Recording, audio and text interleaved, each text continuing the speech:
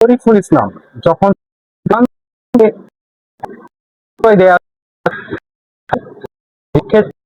ম্যাচে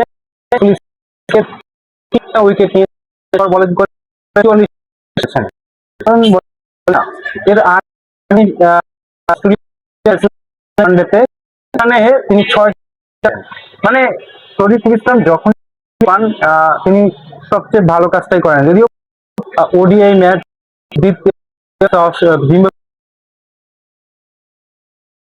শরীফুল ইসলাম সবসময় দলের সুযোগ পান না কম্বিনেশনের কারণে। ইসলাম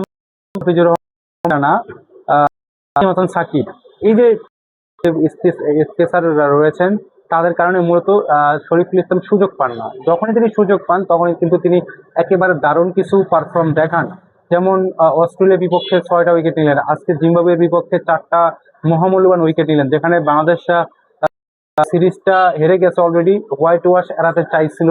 সেই জায়গাতে আজকে শরীফুল ইসলাম তিনি কামব্যাক করেছেন দলে, এবং তিনি যেভাবে বোলিংটা করেছেন 4টা উইকেট দেখা পেয়েছে দল তার মাধ্যমে।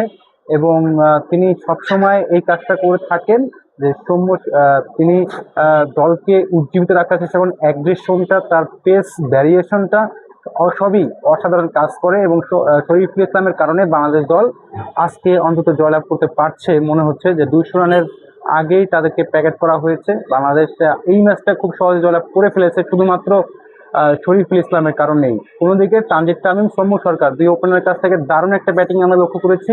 সেই ব্যাটিং এর মাধ্যমেও কিন্তু বাংলাদেশ খুব দ্রুত জয়লাভ করে ফেলেছে। শরীফুল ইসলামের ওই যে বোলিং পারফরমেন্সটা সেটা কিন্তু কাজে দিয়েছে দুই ব্যাটারের মাধ্যমেই। তো সবাইকে ধন্যবাদ। আপনাদের কমেন্টস আশা করছি, আপনাদের মন্তব্য কমেন্ট বক্সে জানাবেন।